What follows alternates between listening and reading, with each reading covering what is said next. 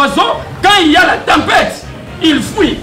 Mais l'aigle ne fuit pas devant la tempête. L'aigle, il est là, il observe, il guette, il analyse. Et puis il va voir, non, je vais chercher le noyau de ce courant aérien. Et troisième, ma bien-aimée,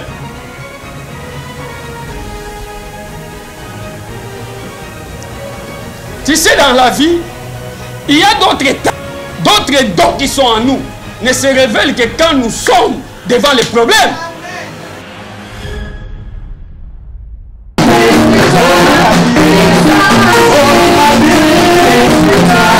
Nous tous, nous savons que Isaac, c'est l'enfant d'Abraham, l'enfant de la promesse.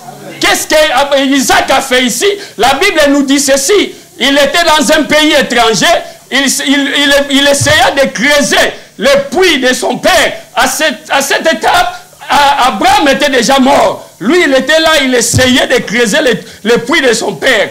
Malheureusement, ils l'ont chassé parce que Isaac prospérait déjà à cette époque-là. Et voilà pourquoi ils l'ont chassé. Quand Isaac a quitté le pays des Philistins, il est allé à Guérar. Là, quand il est allé là-bas, la Bible nous dit ceci. Là, il creusa la puits. Quand il a creusé la puits, la Bible dit ceci. Les gens de cette contrée sont venus pour lui chercher querelle. Amen. Il a appelé la puits Essek. Essek qui veut dire querelle. Quand ils ont cherché querelle, qu'est-ce qu'Isaac a fait? Il a laissé la place. Amen. Il est allé dans un autre endroit. Bien aimé, quand le monde te cherche des problèmes, il faut laisser. Un chrétien aigle ne se chamaille pas. Un chrétien aigle ne se dispute pas.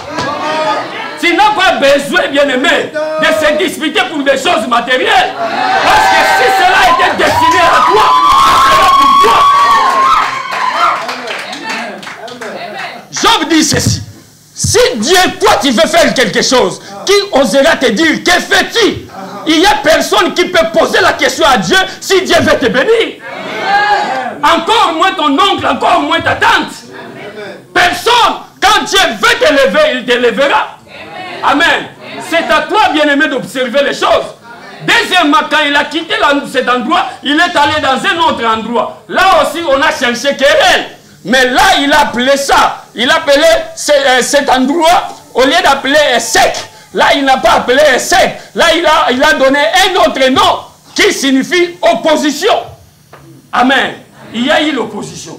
Comme Isaac savait que je suis un aigle, je ne peux pas m'atteler ici, s'asseoir avec ces gens, parce que je les considère comme mes ennemis. Il faut que je laisse la place. Amen. Bien aimé, la Bible dit ceci.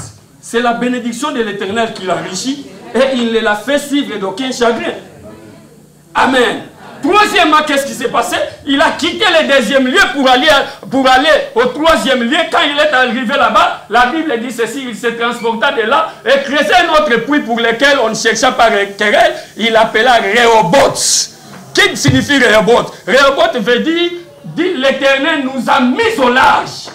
C'est-à-dire, il n'y a plus moyen que les ennemis le suivent. Parce que le Dieu que nous servons, c'est un Dieu de distinction. Amen. Si Dieu veut te distinguer dans ce monde de vivants, Dieu bien-aimé, il va te distinguer. Amen. Il faut, bien-aimé, que tes problèmes, que tu puisses surmonter tes problèmes. Voilà l'aigle. Les autres oiseaux, quand il y a la tempête, ils fuient. Mais l'aigle ne fuit pas devant la tempête. L'aigle, il est là, il observe, il guette, il analyse. Et puis il va voir, non, je vais chercher le noyau de ce courant aérien. Quand il va chercher le noyau, il va trouver le noyau, il va maintenant à chercher, à se propulser. Amen. Quand il y a des problèmes, bien aimés, il faut examiner. Il faut chercher à connaître où est la racine de ces problèmes. Amen. Parce que si tu ne connais pas la racine de ton problème, tu serais incapable de résoudre ces problèmes. Tu serais incapable de donner la solution. Un aigle observe. Tu dois observer. Amen. Tu dois avoir premièrement la vision. Deuxièmement, il faut avoir la force de l'observation. Amen. Et troisièmement, bien-aimé,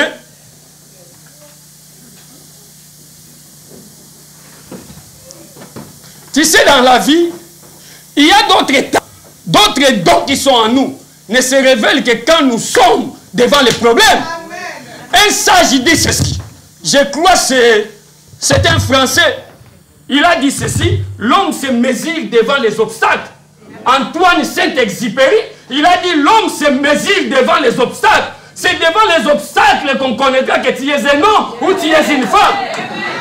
Mais quand devant les obstacles, tu commences à pleurer, à pleurnicher, là tu n'es pas encore un homme ou une femme. Amen.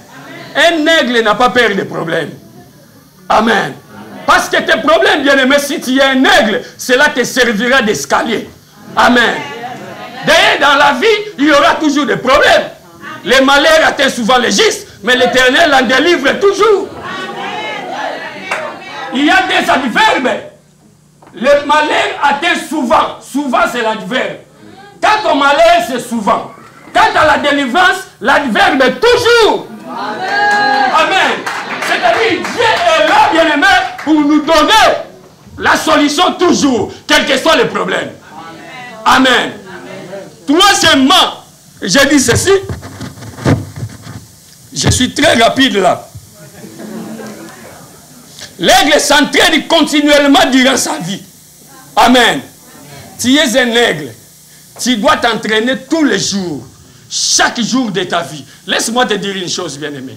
D'ici là, nous allons entrer dans l'année 2014.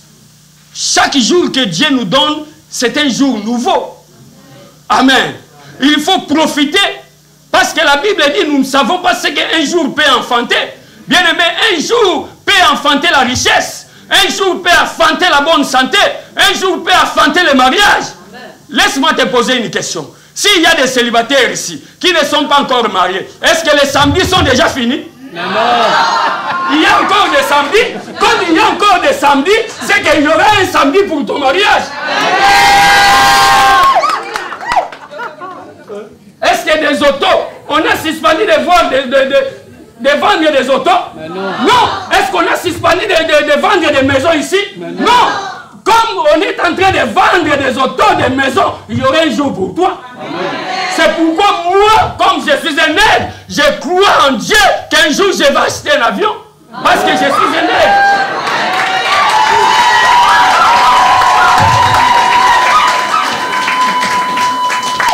Amen.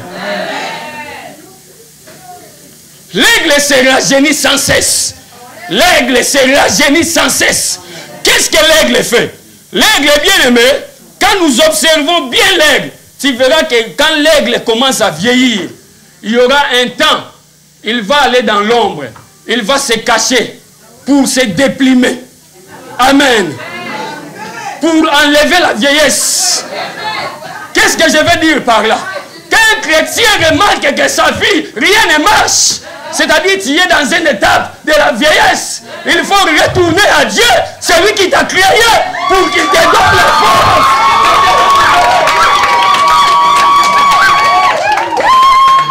Amen. Bien aimé, que personne te trompe. Des chrétiens qui sont des chrétiens qui prient, ce sont eux qui renouvellent leur force. J'ai béni le pasteur Peter pour son sermon. Bien aimé, la Bible dit, il donne la force à celui qui est fatigué. Amen. Pas à celui qui est encore en forme, mais à celui qui est fatigué. Quand tu te sens, tu es fatigué des problèmes, bourré des problèmes. C'est à toi maintenant de rentrer vers ton Créateur. Amen. C'est ce que l'aigle fait. Amen. Un chrétien aigle doit toujours retourner auprès de son Créateur. Quand les choses ne marchent pas, qui t'a créé? Qui t'a mis dans ce monde de vivants? N'est-ce pas Dieu? Est-ce que tu crois que celui qui a créé ces choses, s'il ne marche pas cet iPad, qu'est-ce qu'on fait? On donnerait un communiqué. Non, si vous avez vendu la série, vous avez acheté la série et tel, remets ça. Parce que ça ne fonctionne pas bien. Amen. Si toi tu vois qu'il y a des choses qui ne marchent pas, qu'est-ce qu'il faut faire? Il faut retourner à ton Créateur. Amen. Est-ce que vous m'avez compris? Si tu m'as bien compris, donne-moi ton premier amen. Ton deuxième amen.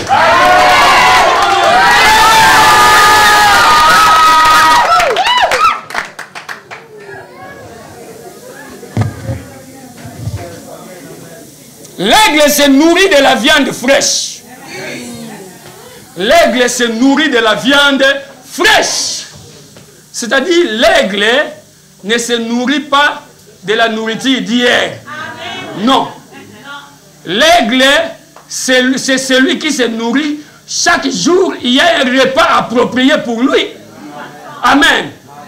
C'est-à-dire, chaque jour, bien-aimé, il faut examiner les Écritures. Parce que c'est les Écritures de Dieu qui vont amener la révélation pour ta vie, pour le progrès de ta vie. Chaque fois que tu es dans la méditation de la parole, dans la lecture de la parole, c'est à ce moment-là que tu vas avoir des résultats. Pourquoi aujourd'hui il y a des chrétiens qui pleurent tout moment? Parce que ces chrétiens-là, si tu remarques leur vie, ils ne lisent pas la parole, ils ne méditent pas la parole. C'est pourquoi en eux, il n'y a même pas une portion de l'écriture. Quand le problème se présente, il commence directement à... Il a un peu regardé sa vie, il n'y a rien. Il n'y a pas de parole, c'est vide à l'intérieur. Parce qu'un chrétien nègre, quand il y a un problème, il va faire face à ce problème et il dira que dit la parole de Dieu par rapport à cette situation.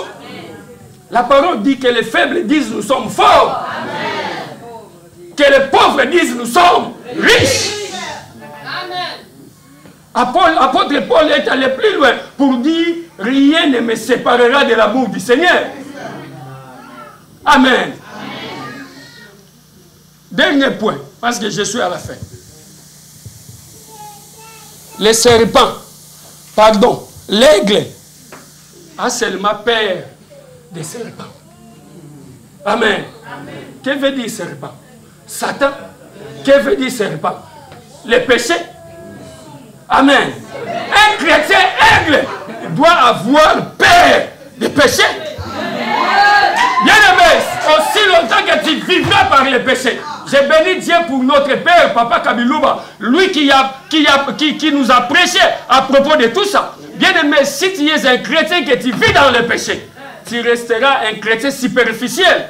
Quand les gens vont émerger avec Dieu, vont aller plus loin avec Dieu, toi tu resteras comme ça. Comme tu resteras en bas comme ça, qu'est-ce que tu vas faire? Maintenant tu vas regarder les autres comme ça, et qu'est-ce que sera maintenant ta punition? Pasteur, l'argent qu'il a, il a touché au gris. Tu ne sais pas. Tu vois, parce que tu es en bas, les amis sont en haut. Tellement ils sont en haut, toi tu deviendras, ta punition sera de critiquer. Amen.